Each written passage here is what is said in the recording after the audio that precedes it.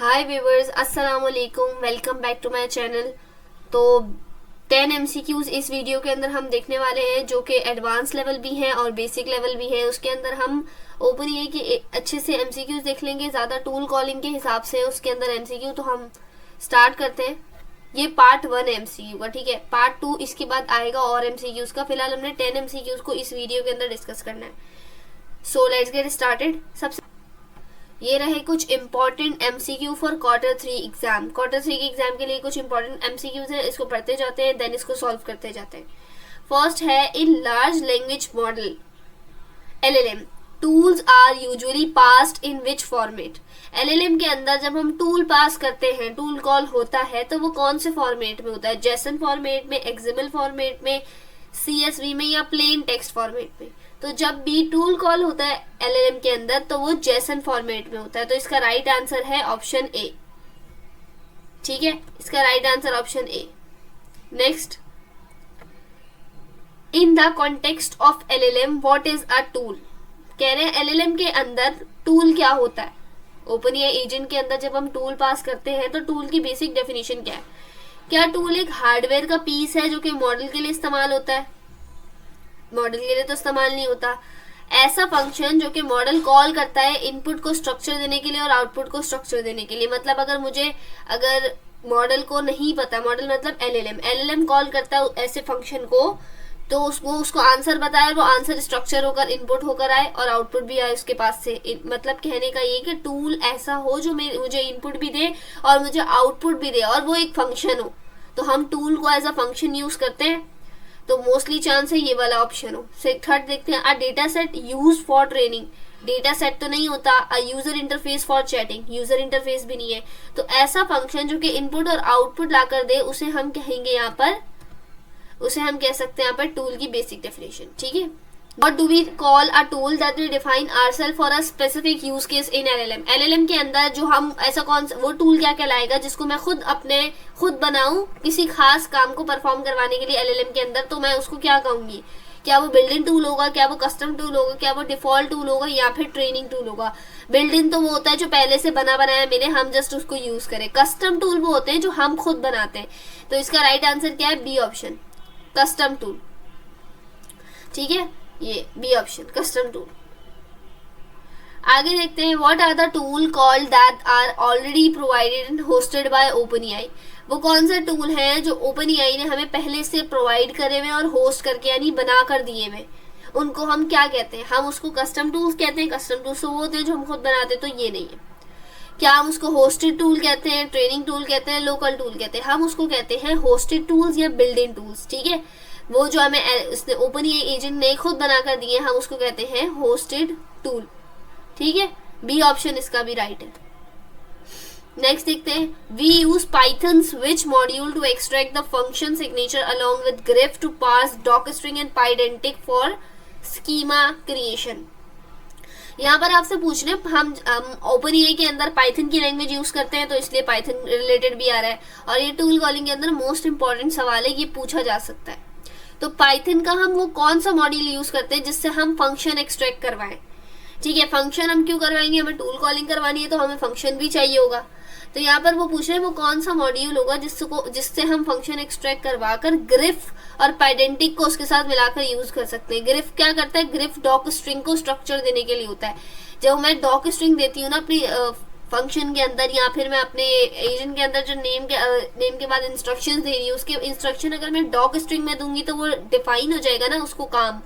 तो ग्रिफ का क्या काम होता है? डॉक स्ट्रिंग अगर मैं जहां पर भी दूंगी, मैं उसको कहूंगी ग्रिफ। ग्रिफ की लाइब्रेरी से हम डॉक स्ट्रिंग को क्या कर सकते हैं? अच्छे से मैनेज कर सकते हैं और इसका स्ट्रक्चर दे सकते हैं, ठीक है। तो ग्रिफ ऐसी लाइब्रेरी है जो डॉक स्ट्रिंग को स्ट्रक्चर देती है। पाइडेंटिक क्या होता है? पाइडेंटिक का काम होता है स्कीमा क्रिएट करना, जेसन का स्कीमा क्रिएट करना, और इनकी इनपुट आउटपुट की टाइप्स जो है, जो भी डेटा टाइप्स, इंटीगर, स्ट्रिंग, ये सारी चीजों को मैनेज करके रखना। तो ये भी एक लाइब्रेरी है पाइडेंटिक। अब ये कह रहे हैं पाइथन का कौन सा मॉड्यूल है जो डॉक स्ट्रिंग वाली लाइब्रेरी को भी और पाइडेंटिक को भी यूज करते हैं फंक्शन एक्सट्रैक्ट करने के लिए? वो होता है इंस्पेक्ट मॉड्यूल, ठीक है। कौन सा मॉड्यूल होता है? इंस्पेक्ट मॉड्यूल, ये वाला, ए ऑप्शन। नेक्स्ट देखते हैं, what is the main purpose of Pydantic in Python. Pydantic का क्या काम होता है मेन? पाइडेंटिक का काम GUIS यानी ग्राफिक यूजर इंटरफेस का काम है, डेटा वैलिडेट करना, स्कीमा क्रिएशन करना, डेटाबेस मैनेजमेंट या file handling.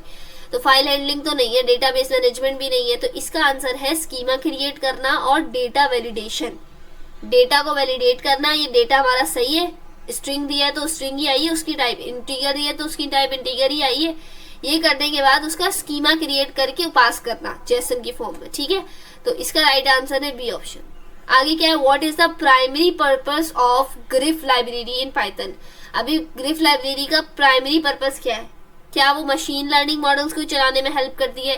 To parse and extract doc string function and classes from code.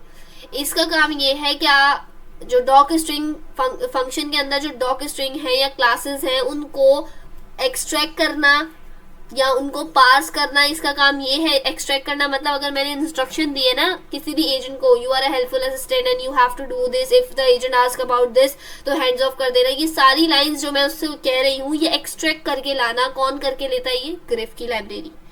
Grief की लाइब्रेरी आपको ये सारी चीजें एक्सट्रैक्ट करके देती है। तो इसका राइट ऑप्शन है B option, to parse and extract doc string function and classes from code.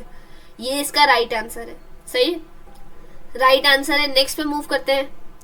Which of the following best describe the agent as tool work flow. इसके अंदर एजेंट एज टूल का work flow जो है वो कौन अच्छे सा डिफाइन कर रहा है? तीनों में से क्या एजेंट एज टूल जब चलता है तो सबसे पहले क्या कौन काम करता है, फिर कौन काम करता है, फिर कौन काम करता है, हमारे पास आउटपुट कौन लेकर आता है, तो ये वर्क फ्लो है इसका, ठीक है। तो सबसे पहले बोल रहे हैं एक एजेंट होता है, वो टूल कॉल करता है, फिर यूजर के पास इनपुट आ जाता है, आउटपुट आ जाता है। फिर कह रहे हैं पहले टूल कॉल होता है, फिर यूजर के पास आउटपुट आता है, फिर एजेंट के पास जाता है। थर्ड में कह रहे हैं टूल होता है कॉल, उसके बाद एजेंट आता है, एजेंट हमें आंसर लाकर देता है। उसके बाद कह रहे हैं एजेंट जो है वो यूजर को पहले आंसर लाके देता है, फिर टूल कॉल करता है। तो ऐसा होता है कि हमने कोई भी आंसर जो इनपुट दिया ना वो एजेंट के पास जाता है, सबसे पहले एजेंट उससे टूल कॉल करवाता है, फिर वो यूजर के पास जाता है। तो इसका राइट आंसर है ए ऑप्शन, ठीक है। राइट आंसर है A option, agent tool then user. Next पर देखते हैं, after a tool provide data in the agent is tool work flow what does the agent do. जब हम एजेंट इस टूल के वर्क फ्लो के अंदर डेटा एजेंट को दे देते हैं, जैसे मैंने इनपुट दे दिया एजेंट को, अब एजेंट क्या करेगा? एजेंट की बात हो रही है, एजेंट क्या करेगा? एजेंट डेटा को इग्नोर कर देगा, रिटर्न कर देगा raw tool output directly, process करेगा डेटा को और जनरेट करेगा फाइनल आउटपुट, या stores the data in memory. Agent इस टूल के अंदर जो एजेंट है वो क्या करेगा? डेटा को प्रोसेस करेगा और जनरेट करेगा फाइनल आउटपुट। क्या करेगा इन चारों ऑप्शन में से? वो क्या करेगा? डेटा को इग्नोर भी नहीं करेगा, और वो टूल जब कॉल ही नहीं हुआ तो आउटपुट कैसे ला कर देगा? उसका प्राइमरी काम ये होगा कि वो डेटा को प्रोसेस करे और उससे फाइनल आउटपुट जनरेट करने की कोशिश करे। अगर एक टूल को कॉल करने की जरूरत होगी तो वो टूल कॉल करेगा, वरना वो क्या करेगा? डेटा को प्रोसेस करेगा और फाइनल आउटपुट जनरेट करेगा। फाइनल आउटपुट जनरेट करने के लिए अगर उसको टूल कॉल करवाना है तो वो भी करेगा, ठीक है। तो यहाँ डिटेल लिखी, फिलहाल इतना लिखा है, तो इसका आंसर है, राइट आंसर है C option. Last MCQ of this video, तो ये देख लेते हैं। In the agent is tool concept what happen first. Agent is tool concept के अंदर सबसे पहले क्या होता है? सबसे पहले एजेंट फाइनल आंसर प्रोड्यूस कर देता है। टूल को is called to fetch and process data, tool direct fetch करने लग जाता है। एजेंट डेटा को परमानेंटली स्टोर करता है, या LLM काम करना बंद कर देता है। इन चारों में से क्या चीज? इन चारों में से क्या होता है? एजेंट डायरेक्ट फाइनल आउटपुट लाकर नहीं देता है। यहाँ पर कह रहे थे प्रोसेस करेगा डेटा, फिर फाइनल आउटपुट जनरेट करेगा। यहाँ पर कह रहे हैं एजेंट डायरेक्ट फाइनल आंसर लाकर दे देगा बिना टूल कॉल करवाए। यहाँ पर कह रहे हैं LLM रुक जाएगा, LLM रुकेगा तो आंसर कैसे आएगा? एजेंट अपने पास डेटा परमानेंटली स्टोर कर लेगा तो हमें आंसर कैसे मिलेगा? तो यहाँ पर आना चाहिए the tool is called to fetch process data, ठीक है, यहाँ पर ये आना चाहिए। ऊपर हमने यहाँ पर अब आप बोलेंगे कि ऊपर आपने process the data and generate the final output क्यों लगाया? यहाँ पर भी तो फाइनल आंसर ला रहा है। फाइनल आंसर लाने में और फाइनल आउटपुट जनरेट करने में फर्क होता है। फाइनल आउटपुट जनरेट तब होगा जब टूल कॉल होगा, ये कह रहे डायरेक्ट ही आंसर प्रोड्यूस करके दे देगा, तो दोनों में फर्क है। यहाँ पर आएगा the tool is called to fetch या प्रोसेस डेटा, टूल को कॉल किया जाएगा और वो एजेंट क्या करेगा? उसके अंदर एजेंट पहले टूल को कॉल करेगा, फिर उसके बाद हमारे पास डेटा जो है वो फेच हुआ करेगा या प्रोसेस हुआ करेगा, उसके बाद यूजर के पास आएगा उसका फाइनल आउटपुट। आज के 10 एमसीक्यूज हमारे पास हो चुके हैं कवर, बाकी आगे और भी एमसीक्यूज आ रहे हैं, उसको देखते जाए। इस तरीके से हमें नजर आया करेंगे एमसीक्यू। इंशाल्लाह पेपर में इनमें से कुछ आ भी जाए। तो ये वैसे सैटरडे स्लॉट के इंपॉर्टेंट एमसीक्यू थे, ये सैटरडे स्लॉट पे डिस्कस हुए थे एमसीक्यूज। तो इनको मैंने एज अ वीडियो आपको दिखा दिया है कि कौन कौन से इंपॉर्टेंट है। अब आपने क्या करना है, आपने अपनी तैयारी करनी है, अपने कोड के ऊपर ध्यान देना है, और डॉक्यूमेंटेशन के ऊपर भी आप जाकर दे सकते हैं कि उसके अंदर कुछ इंपॉर्टेंट लाइंस होती हैं, वो एमसीक्यूज के लिए होती है।